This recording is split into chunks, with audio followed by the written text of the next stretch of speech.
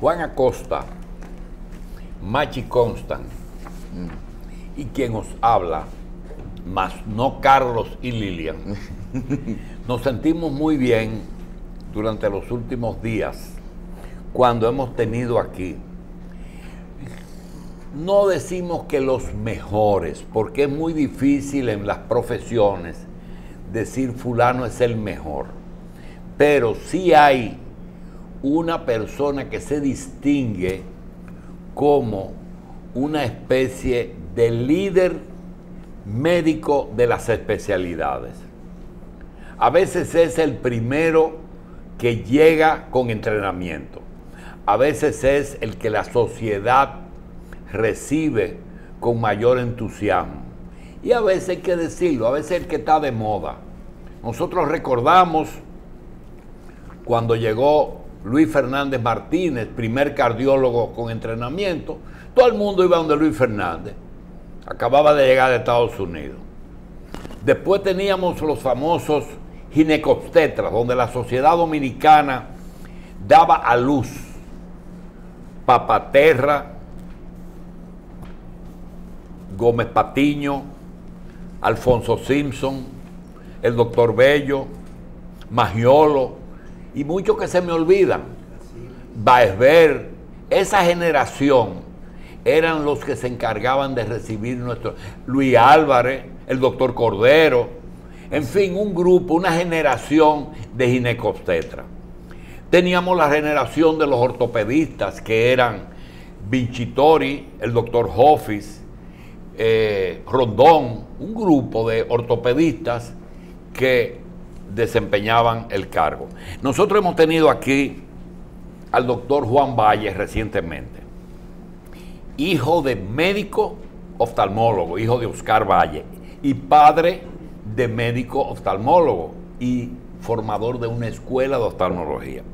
Tuvimos al doctor Hanna, tenemos todos los miércoles al doctor Hanna, internista, decidió hacer, para no hostigar demasiado su trabajo, reumatología solamente, pero es un gran internista. Y tenemos también que aquí ha estado el que está de moda en cardiología, que es don Pedro Ureña, y ese mismo día tuvo aquí Fernando Contreras. Hoy tenemos el placer de tener la primera figura de la cirugía plástica, el doctor Ivanhoe Báez Come. El doctor Ivanhoe, que es como le dicen los ingleses, fue profesor monitor de la Universidad de Santo Domingo durante los años 56-60.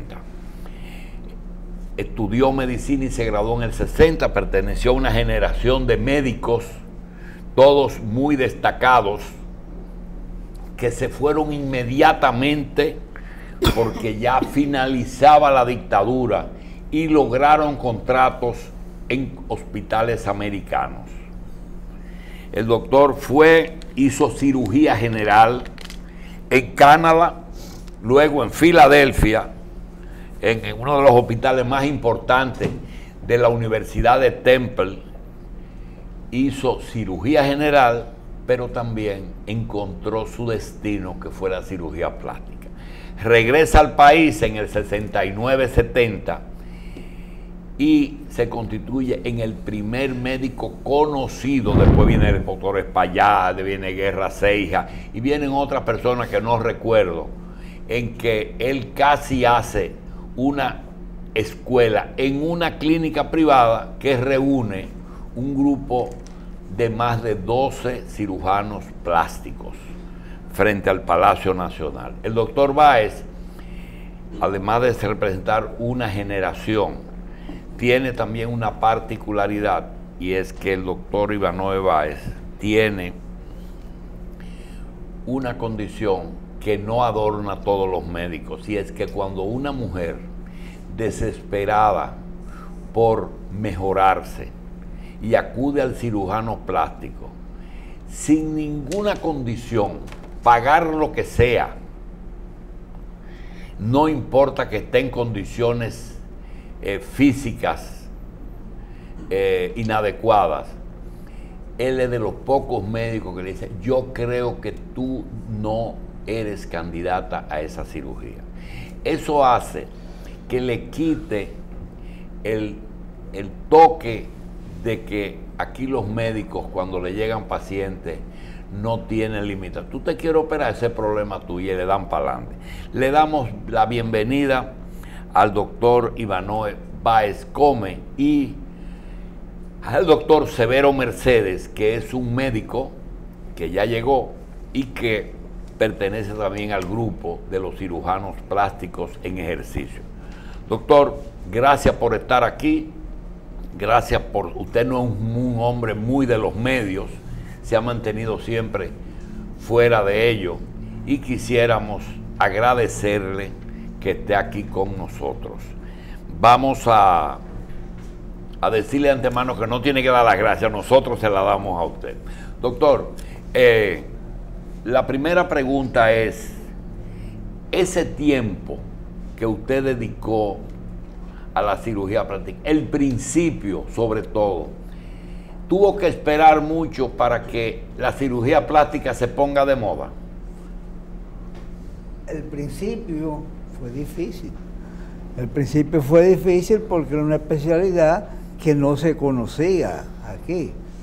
Entonces, yo me limité a abrir una oficina en un grupo médico muy bueno en la Bolívar 90 y hacía los casos en la clínica Yunen o en el Centro Médico Nacional, que eran las clínicas de mejor calidad de la época. Pero resulta que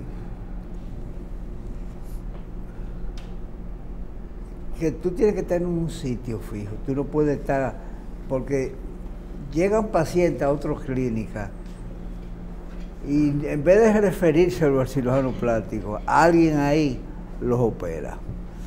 El doctor Guarionel López, que formó el López Rodríguez, hermano del arzobispo, del cardenal, Centro Médico Nacional, me mandó a buscar, me dice, mira, tú eres el único cirujano plástico que hay aquí y yo te quiero en mi grupo. Y digo, bueno, pero Guarionel, yo estoy casi recién llegado, económicamente, comprar un consultorio es un poco dificultoso. Me dio un papelito, se le ve al banco, entrevístate con el señor Jotribe, y eso se resuelve. Efectivamente, fue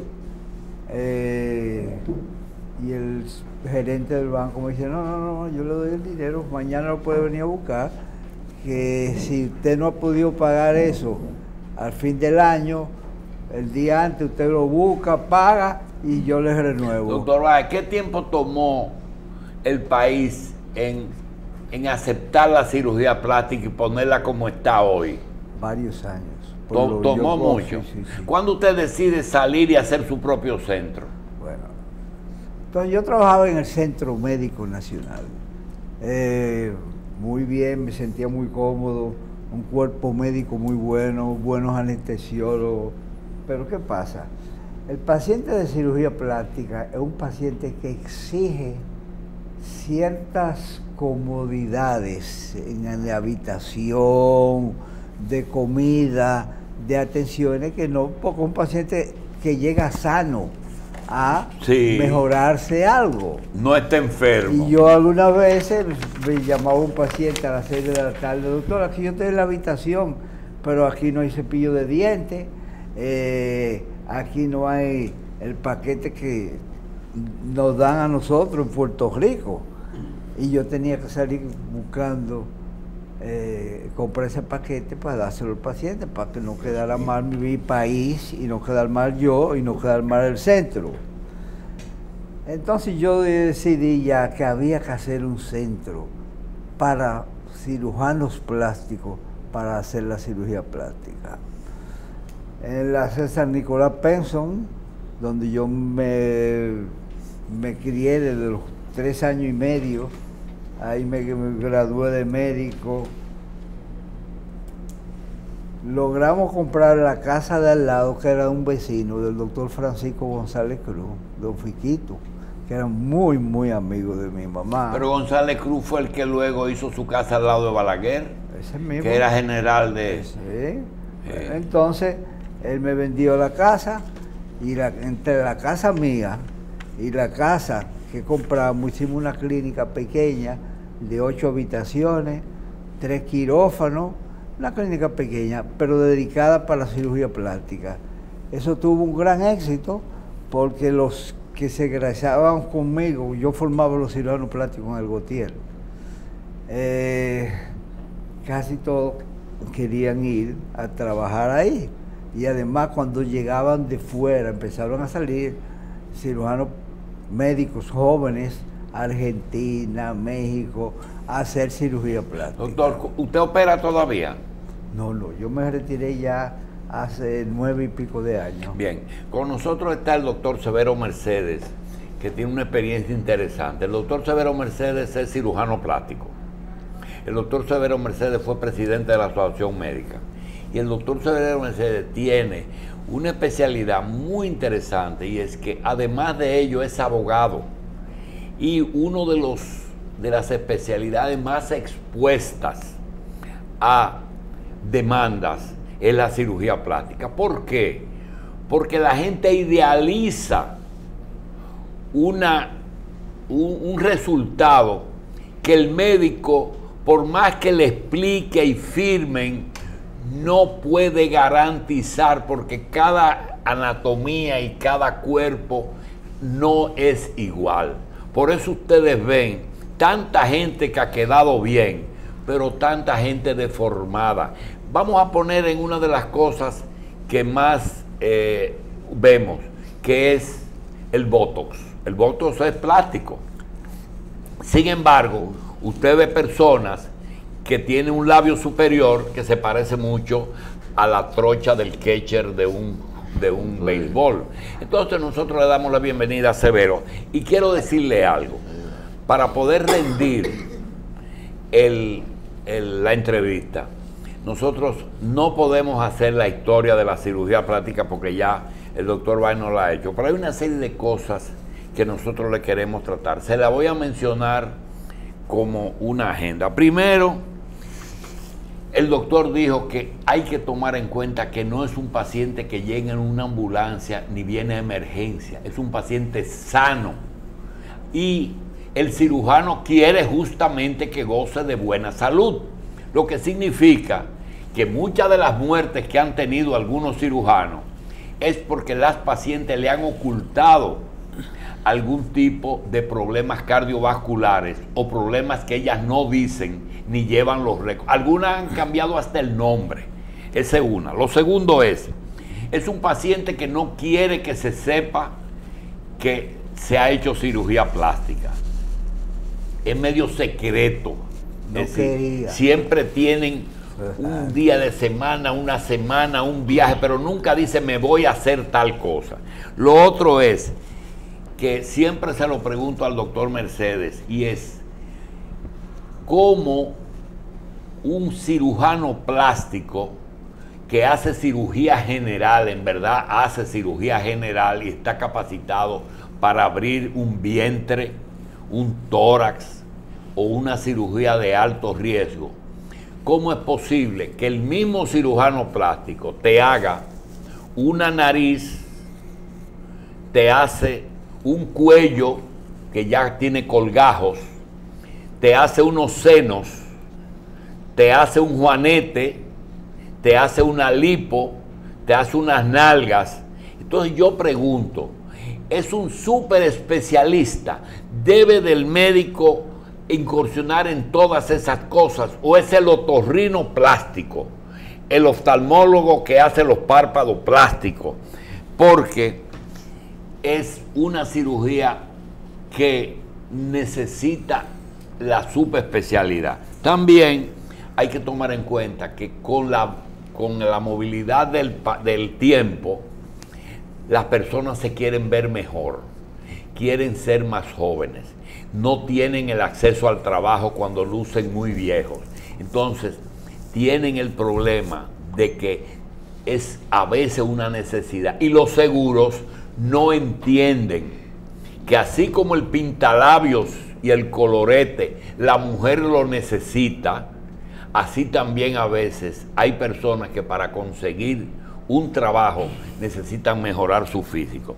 Finalmente, el último tema, los seguros no lo cubren también, ¿eh? No. Eso es fuera. Y lo otro es que varios médicos resulta que operan el mismo día 4 o 5 personas y uno dice, pero ¿cómo es posible? Y hay algo que no se dice. Algunos cirujanos plásticos tienen asistentes que ayudan a hacer, sobre todo las lipos, que a veces tardan, y a veces son unos artistas tallando barrigas. Y esos técnicos no se conocen. Y lo otro es las demandas. Vámonos por parte. Y, doctor, el paciente sano que idealiza una operación y no sale igual, generalmente se queja o demanda. Muy buenos días. Me da mucho gusto compartir este espacio con ustedes y debo decirles que yo soy especialista producto de la enseñanza de mi maestro, el doctor Iván Narváez. Ya. Así que para mí es de mucho grado encontrarme con él aquí. Y agregarle, si me lo permiten, que el doctor Báez, el 12 de octubre de 1978, junto a 4 cirujanos plásticos más, fundó lo que hoy se llama Sociedad Dominicana de Cirugía Plástica.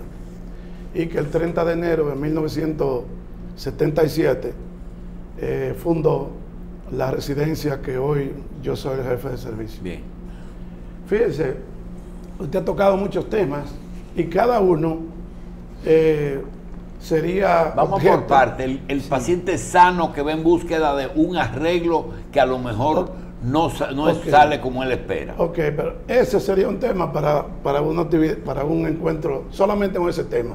Porque el hecho de que califiquen al paciente que se va a hacer una cirugía estética, a que usted se está refiriendo, y que le dicen que es sano, soporta análisis y discusión. Porque hay estética y hay reconstructiva. Es que la palabra cirugía plástica, la palabra plástica viene del latín plasticus, que significa arte de modificar forma. Sí. Por ejemplo, usted le va a hacer una rinoplastía a un paciente, usted le va a modificar la forma de la nariz, pero le vamos a dejar su propia nariz. Sí. Lo que vamos a hacer es que la vamos a modificar en su forma, pero se la vamos a dejar. Por eso es que la cirugía plástica es un arte. Pero el hecho de decir que el paciente sano soporta análisis, porque si el paciente es totalmente sano, ¿para qué entonces se somete a un procedimiento quirúrgico con los riesgos anestésicos y demás posibilidades de complicaciones? Entonces es sano, como nosotros decimos, entre comillas. Sigue. Porque el paciente que se opera y que uno dice que es sano, algún problema tiene. Nosotros lo llamamos dismorfofobia, o sea, miedo a una parte de su cuerpo que no quiere o que la quiere mejor y por eso quiere entonces que se le dé otra forma. Pero el paciente de cirugía estética específicamente, porque le digo que entonces la cirugía plástica se divide en cirugía reconstructiva y cirugía estética. Cuando nosotros decimos cirugía plástica, estamos diciendo cirugía plástica reconstructiva y estética. Entonces, ¿qué ocurre? Que cuando un paciente va donde un médico y se hace una entrevista, una consulta, se establece una relación contractual, o sea, se está haciendo un contrato. Y un contrato es el acuerdo entre las partes donde se hace un convenio y se establecen obligaciones. Entonces, el paciente de cirugía plástica, hoy se habla de medicina satisfactiva. El paciente busca una satisfacción.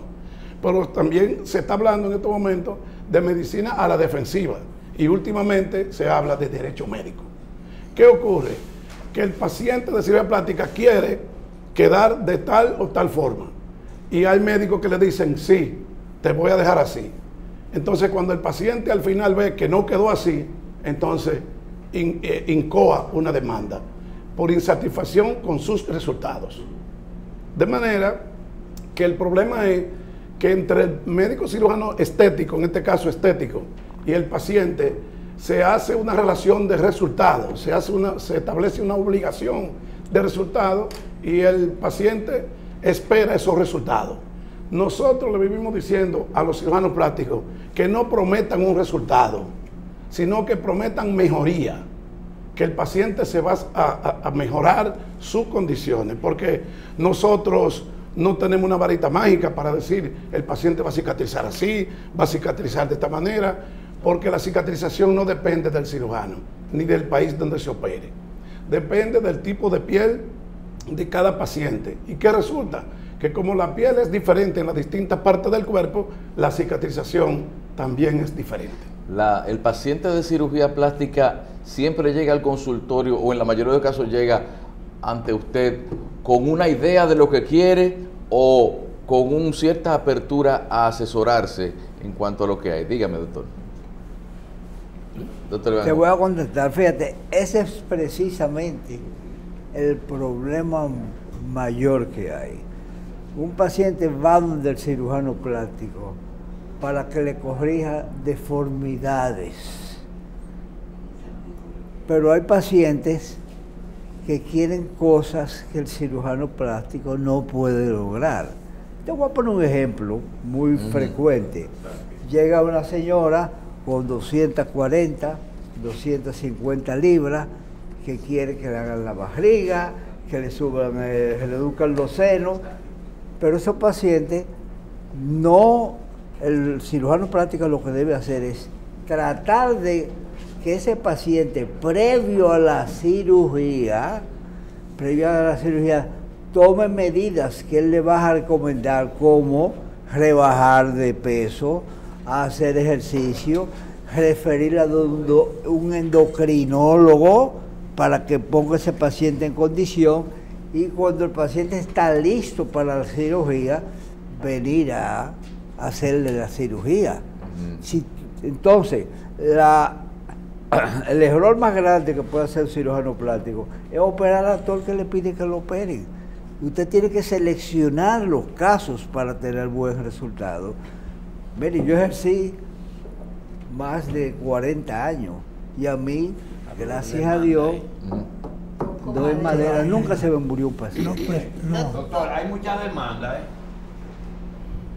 Mire, en el mundo... No, demandas por cirugía plástica, sí. No por mala práctica. Pero en el mundo, en estos momentos, el especialista más demandado es el ginecobstetra. ¿Es? Ginecobstetra. Ajá. El segundo, el cirujano general. El tercero es el anestesiólogo. En los cuartos son los pediatras. Luego los ortopedistas. Y según las estadísticas del Colegio Médico Dominicano, porque yo dirijo el plan médico jurídico del Colegio Médico, nosotros los cirujanos plásticos estamos en el 6º lugar. Pero, o sea que los cirujanos plásticos no somos los más demandados. Somos los más afectados por la demanda. Bien. Pero no lo más demandado. El más demandado. ¿Qué quiere decir más afectado por la demanda? Que el paciente quiere hacer conciliaciones y acuerdos. Pide sumas en base altas. A dinero. Bien. Entonces somos los más afectados. Además, ¿qué pasa? Déjeme terminar de leer. ¿Qué pasa? Que como se supone, entre comillas, yo voy a seguir diciéndolo así, sí, que es un paciente sano, que no lo es, sí, tiene mayor impacto, bien, en la sociedad y en los medios de comunicación. ¿Se ha convertido en una forma de hacer riqueza la demanda médica? Pero que esa es una forma de usted vivir. Hay un cuento muy bueno de 3 personas que van donde Jesucristo, a Nueva York. Y dice uno que él quería ser la persona rica y Cristo lo hizo rico. Y otra persona viene y dice que quiere tener el físico más atractivo y lo hicieron apuesto. Y la tercera persona era un dominicano que dice que viene cojeando con una pierna rota y le dice: yo seguro que tú quieres que te cure esa pierna. Y dice: no, es que tengo una demanda pendiente, no me toque mi pierna. Oye, es decir, que eso se ha convertido en un oficio. Sí, pero usted sabe qué ocurre, Julito. Existe la ley 111 que le da el S4 a los profesionales en la República Dominicana para ejercer su profesión. Bien. Entonces, el hecho de que el paciente, doctor Báez, de que la paciente, sobre todo mujeres, no quiere que se sepa el secreto hace que haya menos demanda? Fíjate, que yo creo que el problema donde radica de las demandas es el siguiente. Cuando usted va a hacer una paciente, le viene para hacerse una cirugía plástica, usted tiene que hacer exámenes previos. Usted tiene que hacerle un hemograma, estudios adicionales de sangre, usted tiene que hacer una radiografía del tórax, usted tiene que hacer un electrocardiograma, es decir, eso lo hace el cardiólogo, usted lo refiere, porque ahí se van a detectar enfermedades que hacen que ese no sea un paciente ideal para la cirugía. Debe posponerse, tratar esas enfermedades y cuando el paciente esté en condiciones, usted lo opera. Pero si usted a todo el que viene a pedir una cirugía se la hace, va a tener problemas. Y generalmente, doctor Mercedes, cuando una mujer va, o un hombre, porque hay muchos hombres que están en cirugía plástica, dice, por ejemplo, yo quiero una cintura en esta forma. Existe la posibilidad de que usted le diga, mira, como esa tú no vas, porque tú eres de una caja cuadrada que no te va a dar cintura, o no te va a dar la cintura que tú quieres, o no te va a dar las nalgas que tú quieres. El uso de prótesis y liposucciones es muy común. Incluso ayer en mi oficina, en mi consultorio, yo tuve una paciente que le dije precisamente eso. De acuerdo a la distancia entre un hombro y otro, y entre una espina ilíaca anterior superior en la pelvis, de ahí depende la forma de la cintura. Entonces, al paciente no se le puede hacer lo que el paciente quiera, ni lo que el cirujano quiera, sino lo que el paciente soporte, siempre y cuando esté en condiciones para ello. Pero déjeme agregar que la causa más frecuente de demanda médica en estos momentos en nuestro país es la rotura de la relación médico-paciente. Ajá. Sí, así es. ¿Qué ocurre? Que el paciente va en busca de algo, lleva fotos, me refiero a cirugía estética, porque es que cuando hablamos de cirugía plástica, en el país se piensa más en cirugía estética, porque no me hablan de cirugía reconstructiva, no me hablan de reconstrucción mamaria por cáncer, ni de un reimplante de mano, ni de una reconstrucción de un paciente quemado, ni hacer un colgajo o un injerto de piel. Nada de eso. Es la parte estética es la que preocupa porque es la que tiene mayor impacto a nivel de la sociedad. Bien. Pero la relación médico-paciente se pierde cuando el médico, después de la cirugía, no cumple con las expectativas del paciente, se pierde el contacto, no hay llamada de uno a otro y ahí viene el problema. La queja que más recibimos, yo tengo una mía, y es que yo creo que ustedes incursionan en muchas especialidades. Yo entiendo que un juanete lo debe hacer un ortopedista, que una nariz la debe hacer un otorrino, que unos párpados lo debe hacer un oftalmólogo, creo yo, pero eso no importa. El problema es que las personas se quejan de que el cirujano plástico a veces tiene mucho trabajo y hace muchos casos el mismo día, y resulta que el cuidado postoperatorio no es satisfactorio y siempre se rompe la relación médico-paciente cuando empiezan a llamar y a decir me duele esto, o que es que no lo edifican lo suficiente para decirle que una cirugía plástica a veces tiene un postoperatorio muy traumático. Mire, Brito, existe la ley 4201, que es la Ley General de Salud. En su artículo 28 establece un consentimiento informado y firmado escrito. En ese consentimiento que se le da a los pacientes, hay que informarle al paciente, informarle con calidad, información con calidad, de los riesgos y beneficios de un procedimiento. ¿Qué ocurre? Si usted le dice a un paciente analfabeto, usted tiene una patología de etiología idiopática, usted no le ha dicho nada. Entonces usted tiene que decirle que usted tiene una enfermedad de causa desconocida.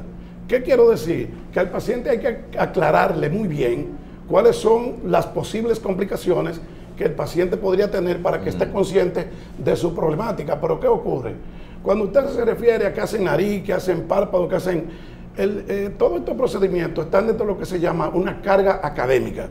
la residencia, por ejemplo, de nosotros tiene el aval académico universitario de la Universidad Autónoma de Santo Domingo. Nosotros tenemos un programa y por eso se llama residencia, porque el médico tiene que estar ahí. Yo estoy en este momento aquí porque yo tengo 12 residentes en el hospital en estos momentos, a donde voy cuando salga de aquí. Sí, pero que están ahí. Doctor, pero cuando coligen dos, por ejemplo, un quiste sebáceo que deforma en tejido blando, o un cáncer de seno que se sabe que después le van a poner una próstata, una prótesis. ¿Quién es el cirujano? ¿Es el oncológico o el cirujano general en el caso del quiste? Que la cirugía plástica es aliada de todas las demás especialidades. Ay, que son detectives. Por ejemplo, cuando nosotros estamos trabajando una reconstrucción mamaria, la hacemos con el oncólogo.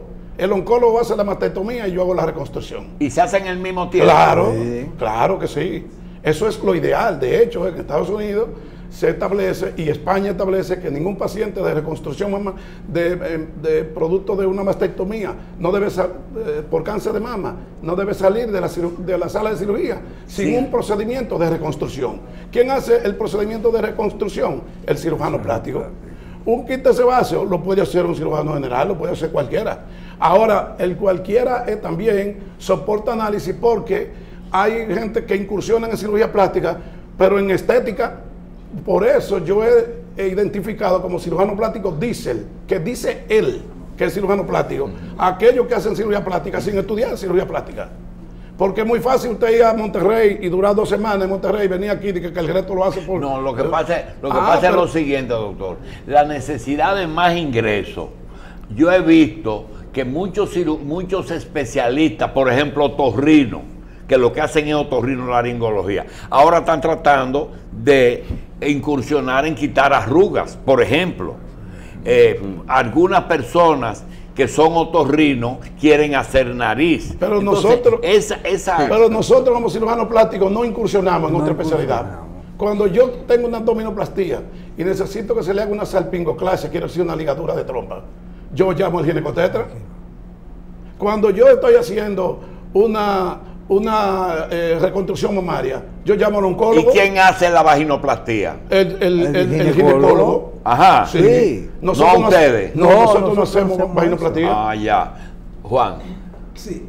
Hablando de médicos que pasan 2 semanas haciendo un seminario y ya vienen preparados.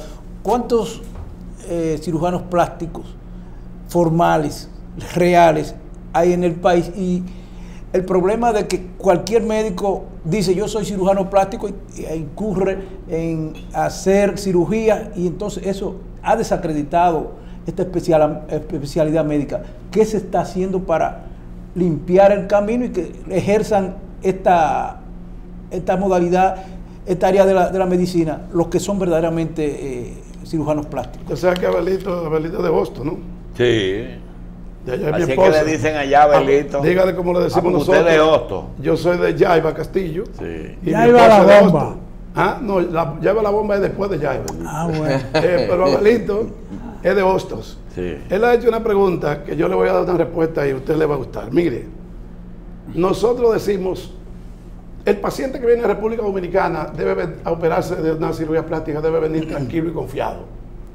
Siempre y cuando busque un cirujano plástico certificado, que sea miembro de la Sociedad Dominicana de Cirugía. Ah, porque la sociedad depura el currículum. Así es. Seguro. Para nosotros ser miembro de la sociedad, tenemos que tener una serie de requisitos y prerequisitos para poder cumplir con ellos y ser miembro titular de la Sociedad Dominicana de Cirugía Plástica, que a la vez somos miembros de la Federación. Y si una persona es demandada, ¿ustedes lo expulsan?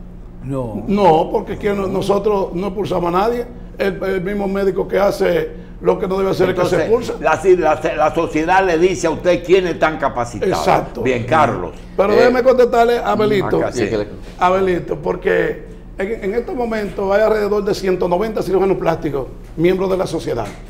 Y quiero decirle que nosotros en marzo del año pasado sacamos una resolución en el Colegio Médico que dice que si un médico es acusado de demanda por supuesta mala práctica médica y es en base a un acto médico de una especialidad que no posee, nosotros no le asignamos abogado.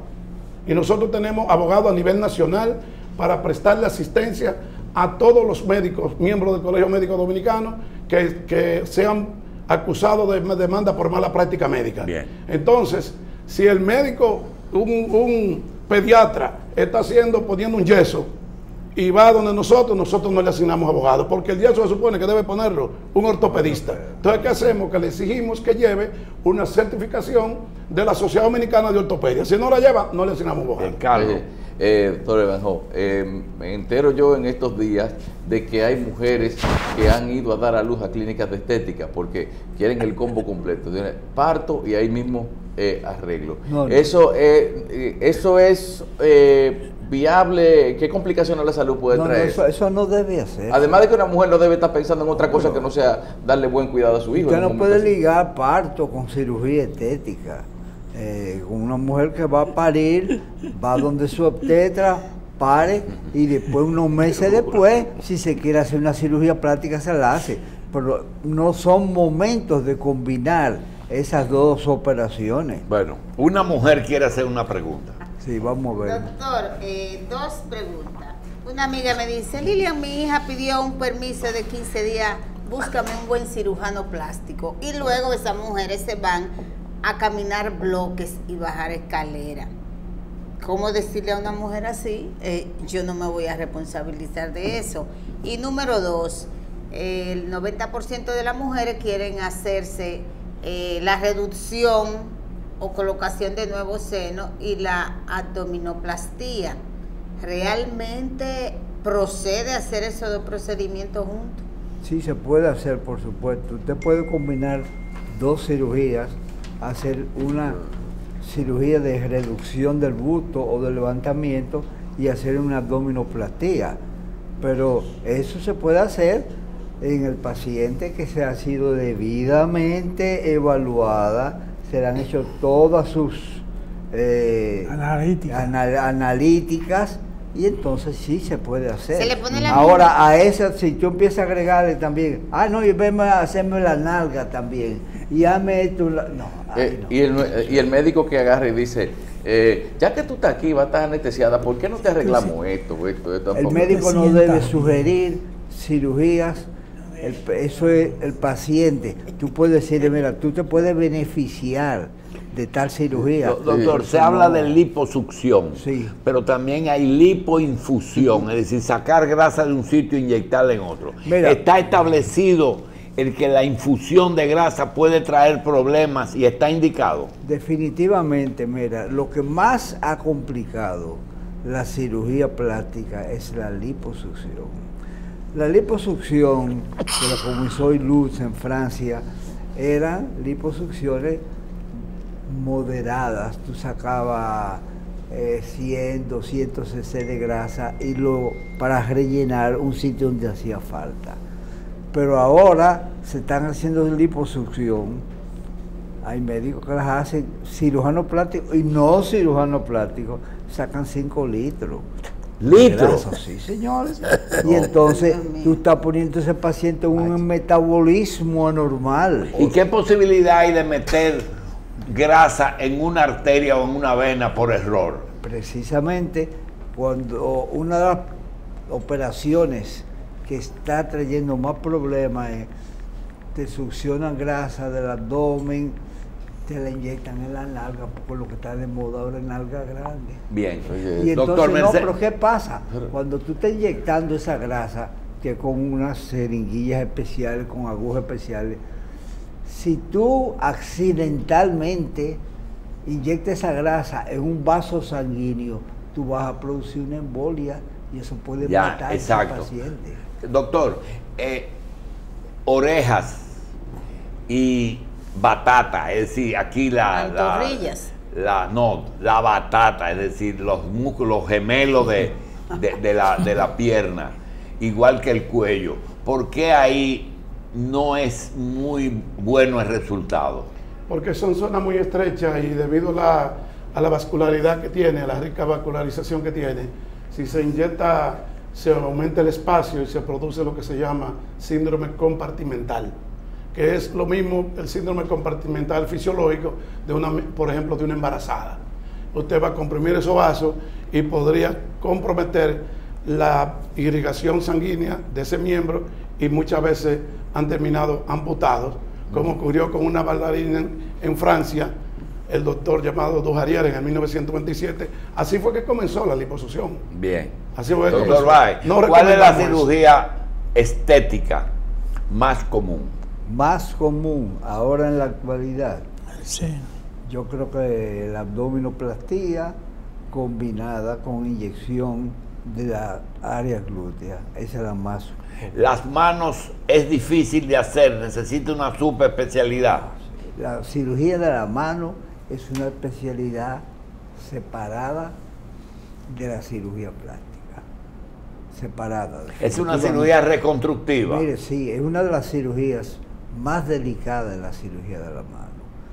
Y le voy a decir, yo hice mucha mano de trauma, reparar tendones, nervios, pero ya aquí vino el doctor, ¿cómo se llama el médico dominicano? Luis Checker. Luis Checker. Luis Checker hizo cirugía plástica y después se fue a un centro famoso en Louisville, Kentucky, el Kleiner Institute. Hay 3 centros famosos en cirugía de mano en Estados Unidos. El Kleiner Institute, uno en California y otro, no sé, en el estado de Nueva York. Ya la cirugía de la mano es una cirugía especializada que debe hacerla un especialista, generalmente en cirujano plástico. el caso de una emergencia, doctores, en que hay heridas, hay traumas, se debe llamar al especialista, vamos a suponer en la cara, un otorrino, un ortopedista, y para poder suturar en una forma de que queda pocas secuelas, ¿se llama al cirujano plástico o se deja para un segundo tiempo? Nosotros hacemos cirugía reconstructiva desde la cabeza. De emergencia, Desde la Sí, de cabeza hasta los emergencia, pies. sí. pero de emergencia, es Seguro. decir, con la persona herida, se le Seguro. llama y entonces cada uno hace su trabajo. Sí. El 75% de las cirugías que se hacen, por ejemplo, en El Salvador Begotier, son cirugías reconstructivas. Y de ese 75%, el 90% es cirugía de la mano. Nosotros vivimos reconstruyendo manos y reimplantando manos en el Hospital Gautier. De hecho, un primer teniente, podemos decirlo porque eso es público, de alto mayor, que le amputaron su mano, nosotros se la reimplantamos. Y el paciente viene cada rato a traernos regalos a nosotros, al hospital. Repusieron la mano, pero no la función de la mano, ¿verdad? No, con bueno, en ninguna función. parte del mundo el 100% de la función de la mano se la pueden devolver ni prometer. En ninguna parte del mundo. Sí, porque hay ligamentos, Ahora, tendones, vasos, venas, Son arterias. estructuras muy complejas. Ahora, el 60-70% de la función se le devuelve. En muchos casos, no siempre, pero ese es el Además, promedio. una mano, ¿verdad? Pero Que yo quiero ayuda. agregarle algo que usted comentó con respecto a la mama, abdomen. El doctor Valle agregó que a veces quieren con la técnica del ya que estamos aquí, que le haga mama, que le haga abdomen, que le haga liposcultura La de espalda ñapa. y lipotransferencia. Nosotros no recomendamos hacer los famosos combos porque pasan de 5 horas y cuando el paciente pasa de 5 horas en una sala de cirugía, el porciento de probabilidades de complicaciones se triplica. Por otro Bien. lado, el paciente que quiere hacerse una cesárea, por favor, y quiere abdominoplastía, eso es una contraindicación. Porque el útero, en mínimo 180 días, ¿cuántos son 180 días? 3 meses. Sí. 6 meses. 6. Eso es lo que se recomienda. Que 6 meses después, cuando el útero haya involucionado, entonces se realice cualquier La procedimiento. cirugía estética es un arte, es decir, ustedes son talladores de cuerpo. Es el arte de modificar forma, ya se lo definí al principio. Plástica. Doctor Severo Mercedes, y a la mujer se le dice todo lo que va a sobrevenir en ella después de la operación, es decir, Los usted va a efectos tener- ulteriores. Es decir, yo veo muchas mujeres que dicen, si me hubieran dicho que esto dolía tanto, no me lo hago. Se le advierte de que va a tener un periodo de molestia y de adaptación. Lilian se refirió a eso, Ujú. sin darse cuenta. Mire, Claro, do- disculpe. Cuando el paciente se opera, Yo tenía un paciente que lo operaba y me llama, lo cito para 3 días y me llama, pero yo estoy en Punta Cana, doctor. Entonces yo tomo en el expediente que tengo en computadora y escribo fecha y hora. La paciente me llama, que tenía cita hoy, y me llama y me informa que está en Punta Cana. Es un contrato que se hace. Al paciente hay que explicarle los riesgos y los beneficios. Porque lo que pasa es que muchas veces nada más se habla de cómo puede quedar. Porque el médico lo que hace es que dispone de su conocimiento y su intelecto y su conocimiento para ponerlo a disposición del paciente. Pero el paciente tiene un compromiso que es cumplir las órdenes del médico. Dice Machi que él no se opera porque tendría que operar todos sus hijos. ¿Todo? Todos sus hijos para que se parezcan a él. Lo que ocurre... Doctor, hay muchas chicas que salen prácticamente de la clínica para una playa, exhibir ese cuerpo. Dígale a esas mujeres en qué tiempo es que deben de ir a exponerse al sol y a la piscina. Es que eso no se hace. La mujer que salga de una cirugía y se vaya para una playa, eso es una locura. Pero y el médico, seguro que el médico no ha aprobado eso. Hay una recuperación postoperatoria en la que usted tiene que usar una faja de compresiva y usted tiene que hacer ciertas limitaciones en sus actividades físicas. En la vida todo tiene un límite. Sí. De hecho, la vida misma tiene su límite. Cuando uno muere ya llegó al límite. ¿Y cuál es el límite de las mujeres para no hacerse cirugía en la expresión de los ojos? Bueno, un paciente diabético debe ser evaluado por un endocrinólogo. Un paciente que informa que se aprieta del pecho, que tiene asma, debe ser evaluado por un neumólogo. Si el neumólogo no autoriza por escrito que se puede operar o también el endocrinólogo, entonces está contraindicado. Pero ¿qué pasa? Que hay pacientes, como usted decía al principio, que diga que se le olvidó decir tal o cual cosa. En el caso de la diabetes no, porque uno hace un estudio, porque el paciente de cirugía estética no es para un salón de belleza que va. Tiene que tener las medidas preoperatorias muy bien, en condiciones óptimas, para poder realizarse cualquier procedimiento de cirugía estética. Bien. Por tanto, el paciente hay que prepararlo para operarse, porque va a ser sometido a un procedimiento anestésico con riesgos, y hay que conocer los riesgos. Lo que pasa es que el paciente, cuando quiere operarse, dice que se le olvidó lo que tenía, hablan mentiras, se cambian su nombre.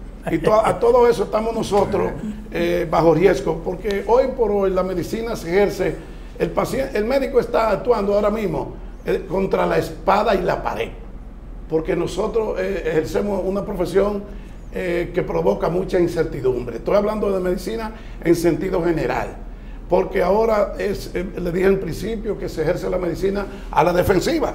Por eso aumenta cada día más, un aumento desmedido de las demandas médicas. Yo tengo en estos momentos 459 expedientes vigentes. ¿Aquí en el país? En el país. 459 expedientes donde ha involucrado más de 500 médicos. Y es que nosotros estamos trabajando un proyecto de despenalización del ejercicio de la medicina en el Colegio Médico Dominicano, y lo vamos a presentar a los sí, pero acuérdese que también el médico está obligado a actualizarse. Pero por supuesto. Usted no puede despenalizar algo que implica mala práctica de verdad. Porque hay gente que se ponen a hacer cosas que no saben. Nosotros estamos proponiendo que se haga lo que se llama en México el CONAMED, que es el Consejo Nacional de Arbitraje Médico. Sí, pero usted lo acaba de decir. Una persona que tiene una cirugía de abdomen, liposucción, que se coge 1 hora, usted no le puede dar una ñapa de una nalga, porque ahí usted lo está metiendo en 6 horas. Entonces, y 6 horas de anestesia. Usted sabe que solo la anestesia tiene efecto. Abelito. Doctor Mercedes, yo sé que el ejercicio privado da la satisfacción de que recibe más ingresos económicos, pero me imagino que en su condición de titular de la Escuela de Cirugía Plástica y Reconstructiva, aunque lo que les representa es un sueldo, pero me imagino que la satisfacción de resolver problemas a personas de escasos recursos compensa. ¿Cuál ha sido su mayor experiencia que usted se haya sentido satisfecho de haber resuelto un problema por ejemplo, de manos, de reconstruir. Los médicos sufrimos, los médicos lloramos, los médicos nos preocupamos por nuestros pacientes. Y, por ejemplo, en el Hospital Gautier, que es el hospital que tiene más escuelas de posgrado de la República Dominicana, porque hay 23 escuelas, y donde está la escuela de cirugía plástica que el doctor Báez fundó, y que yo soy jefe de servicio desde el 2001, producto de un concurso que gané, quiero decirle que nosotros nos satisface cuando nosotros vemos un paciente, como lo vemos a diario, que ellos mismos nos saludan, nos dan las manos, nos llevan regalos, nos dan abrazos, producto de la satisfacción que reciben cuando tienen los resultados más de lo que esperaban. Y eso para nosotros representa halago, representa satisfacción y representa el deseo de seguir contribuyendo, porque 40,000 y pico de pesos que yo gano ahí, me lo gano reconstruyendo un lóbulo de oreja. Pero hay que seguir trabajando aún con todas las limitaciones. Por ejemplo, los pacientes de cáncer de mama, que yo no me voy a cansar de decir que el artículo 61 de la Constitución establece que el responsable de la salud en la República Dominicana es el Estado, y que nosotros como pacientes de reconstrucción mamaria que van, muchas veces no podemos hacer nada porque no tienen cómo cubrir los costos ni pagar nada. Sin embargo, nosotros estamos preparados académicamente para resolverlo y muchas veces no podemos. Para terminar, muchas quemaduras, cicatrices que dejan quemaduras y queloides, que a veces no son muy promisorias. ¿Qué ustedes hacen? Los queloides se tratan... El queloide no se opera, ¿verdad? El queloide a veces se opera. Tú tienes un queloide pequeño. ¿Pero lo vuelve, doctor? No necesariamente, porque tú extirpas el queloide e inyectas un corticosteroide, una triacinolona, para evitar que vaya a ser el queloide. La quemadura, doctor. Las cicatrices de quemadura, sobre todo en la cara. El problema es que una cicatriz en la cara, en las empresas lo identifican como que tuvo un acto, fue una herida durante un acto de inmoralidad. Sí. Y nosotros muchas veces la cicatriz en la cara lo que hacemos es que le sustituimos el sentido social a la cicatriz. Por ejemplo, una paciente tiene una cicatriz lineal y nosotros le hacemos una W-plastía y se la ponemos como que pareciera como un aruñazo. Entonces le van a decir, en vez de una herida que te dieron en un lugar de diversión, un navajazo, entonces usted tiene un aruñazo. Pero el queloide es una anomalía del proceso de cicatrización. Que quede esto claro, que ningún médico en ninguna parte del mundo es culpable de que un paciente haga un queloide. Porque el queloide es una anomalía de la cicatrización. ¿Es propia de la raza negra? No, eso es no más común, pero mucho más común. Es más frecuente. Es más común, sí. Pero en blanco también. Yo vi en el año 2000 en Estambul, en Turquía, un cirujano plástico turco que presentó una casuística de mujeres altas, blancas y ojos verdes, con unos queloides que nos quedaban en pena. Así, la etiología es desconocida, no se conoce la causa. La última pregunta. ¿Necesariamente a todas las mujeres le queda esa cruz en los senos y esa raya negra cuando se hacen esa abdominoplastía? Depende de la técnica quirúrgica que se utilice, porque la cicatriz terminal de una mamoplastía puede ser en forma de L, de J, puede ser en forma de T invertida, puede ser vertical, y al final lo que usted dice oscuro, otra vez volvemos, depende de su forma de cicatrizar. No depende del deseo del cirujano, porque el cirujano va a querer que todo termine perfectamente bien, pero nosotros no podemos garantizar el resultado, porque los resultados dependen de la forma de cicatrizar de cada paciente. Decía el doctor Severo Mercedes al principio, que cada tema es un programa, por tanto, se queda todo. Dos cosas para despedirnos, aunque no haya respuesta. Enfermedades congénitas o es decir, que se nace como el labio leporino y algunas deformaciones, y si el tatuaje es una forma de cubrir un problema. Sí. En lo último, el tatuaje. Ahora mismo el gold estándar para reconstruir un complejo de areola pezón se está recomendando el tatuaje. Areola pezón en caso de reconstrucción mamaria por mastectomía por cáncer. Nosotros recomendamos, cuando se hace amputación de la areola del pezón, recomendamos tatuajes. Se están haciendo muchos tatuajes. ¿Ustedes lo hacen? No, nosotros referimos a personal técnico que lo hacen. Y aquí hay en el país personas que están trabajando muy bien eso. ¿Y el labio leporino? Labio leporino, Es un área muy importante porque es la cirugía plástica para los niños y las 13 patologías que más frecuentes se encuentran es o los dedos unidos, que le llaman sindactilia, o un paladar hendido, perforado, hendido, sí, no es perforado, y el labio leporino. Sí.